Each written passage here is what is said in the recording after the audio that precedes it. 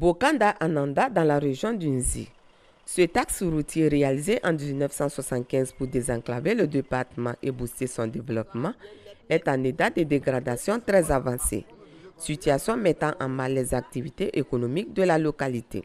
Chaque jour que Dieu fait, la population de Bokanda est en train de pleurer, souhaiter un jour voir vraiment réparer cette route-là. Cette situation prendra fin bientôt grâce au programme de renforcement des infrastructures routières de la Côte d'Ivoire.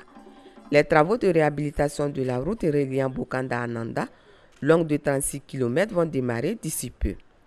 Le ministre de l'Équipement et de l'Entretien routier Amédée Kouakou, accompagné d'une forte délégation, a lancé le démarrage des travaux pour un coût global de plus de 20 milliards de francs CFA financés par l'État de Côte d'Ivoire. Les travaux objets de la cérémonie de ce jour sont émaillants du programme de sauvegarde de plus de 4500 km de routes revêtues inscrits au plan national de développement 2016-2020 qui traduit la vision du président de la République, son Excellence Alassane Ouattara. Ce projet, outre le renforcement de la route Bokanda-Ananda, prévoit le bitumage de 5 km de route à l'intérieur de Bokanda et 3 km à Ananda. Après Bokanda, le ministre Amédée Kouakou a procédé également au lancement des travaux de renforcement de l'axe Dembokro-Bokanda. Ce tronçon fortement dégradé dont les travaux coûteront 40 milliards est loin de 62 km. Cette route constitue donc un pont pour 3 régions, à savoir la région du Nzi, la région du Bélier et la région de l'Ifou. Et son renforcement va favoriser la relance de l'économie de la région du Nzi. Les 4 élus sont reconnaissants au président de la République Alassane Ouattara et à son premier ministre pour toutes les actions de développement en faveur de la région. Quand les parents envoient leurs produits sur le marché, ce n'est plus profitable parce qu'ils mettent tout dans le transport. Donc aujourd'hui, je crois que c'est un soulagement. Nous étions dans le gouffre du sous-développement et aujourd'hui, Dieu a fait venir notre aîné, le président Alassane, pour nous sortir de ce gouffre. Encore une fois, le chef de l'État, son Excellence Alassane Ouattara, vient de répondre à une sollicitation de la population. Le ministre Amédée Kouakou a saisi l'occasion pour relever les nombreuses actions réalisées par le chef de l'État dans le pays, et notamment dans la région du Nzi en matière d'infrastructures routières, d'électricité, d'eau potable et celles en cours pour l'année 2020. Les délais d'exécution des travaux de réhabilitation de l'axe Dembokro-Bokanda-Ananda sont de 18 mois. «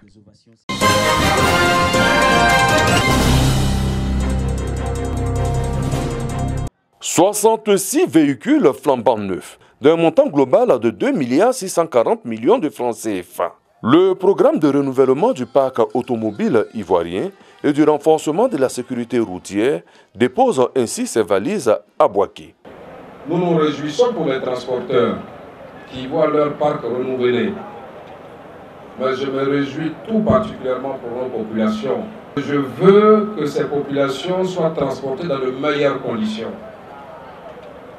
Parce que malheureusement, nos parents souffrent dans les véhicules de transport.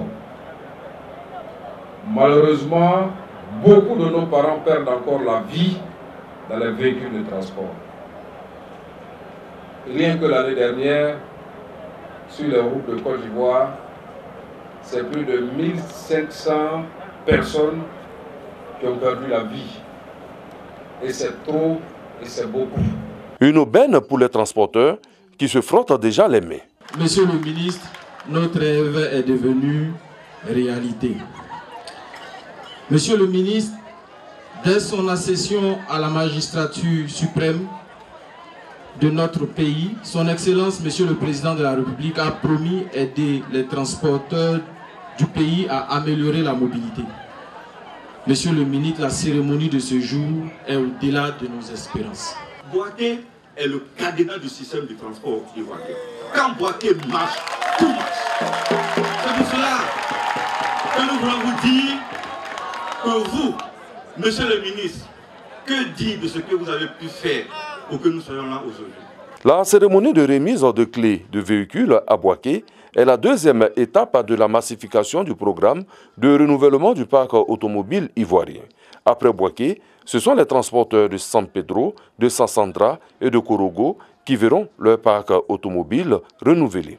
À l'étape de Bouaké, le ministre Jean-Claude Kwasi, cadre de la région de Gbeke, représentait le Premier ministre Amadou Gon Coulibaly, chef du gouvernement.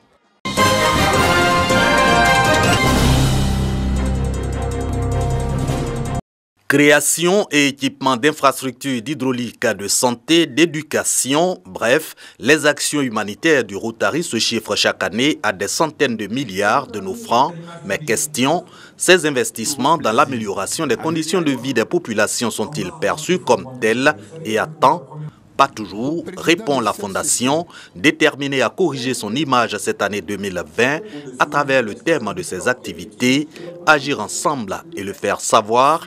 D'où la présente session de formation. La devise de la Fondation, c'est faire le bien dans le monde. Quand vous avez fini de faire le bien dans le monde, vous devez savoir, bien faire savoir ce que vous avez fait. C'est cela le but de ce séminaire.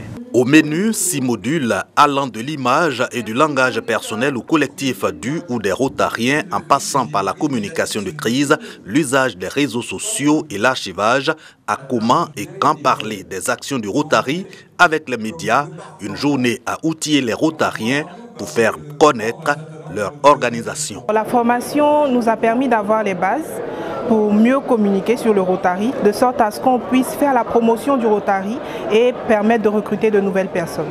Nous allons mieux faire sortir notre image à travers vos organes de presse. Et nous, en tant que Rotariens, ça va nous permettre de donner les bonnes informations et les bonnes réponses à ceux qui ne savent pas qu'est-ce que c'est que le Rotary. Le séminaire sur l'image publique du Rotary constitue pour cette année la dernière des 3 formations recommandées à ses membres par le Rotary International à l'entame de chaque exercice.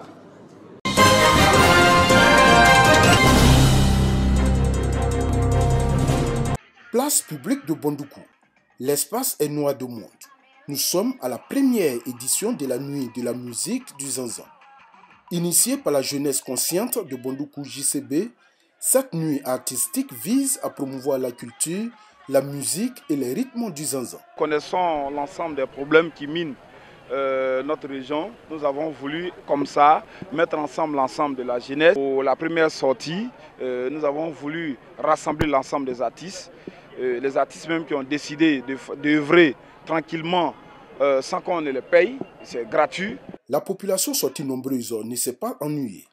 Pendant 3 heures d'horloge, elle a pu communier avec plus d'une vingtaine d'artistes venus de la région du Gontougo et même du Bunkani. Des artistes bien connus du terroir comme Jim Kamson, le porte-étendard de la musique Koulango en Côte d'Ivoire, et Amafatou, très connu de la région, ont fait vibrer les spectateurs.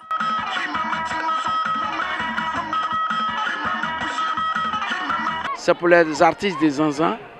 Comme moi, je suis l'un des premiers, j'ai été invité pour cette manifestation-là. La première édition, c'est une réussite, donc je souhaite que ça soit continuel pour que chaque année, nous puissions venir. Les populations avec à leur tête le député de Bondoukou commune et sous-préfecture, Noël Maïzan, n'ont pas manqué de saluer cette initiative.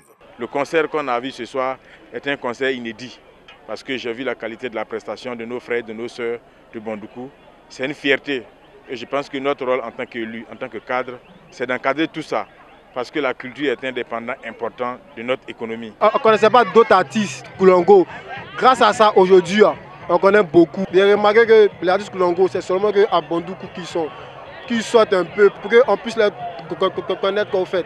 Avant ce spectacle qui a mobilisé plus de 5000 personnes, les membres de la jeunesse consciente de Bondoukou se sont rendus au CHR de Bondoukou pour faire des dons de kits d'accouchement et de salubrité aux femmes qui viennent d'accoucher. Après le CHR de Bondoukou, ils se sont également rendus au collège moderne et au lycée 1 et 2 de Bondoukou. Dans ces différents établissements, ils ont offert des postes téléviseurs et écran plasma et des splits pour améliorer le cadre de travail des enseignants.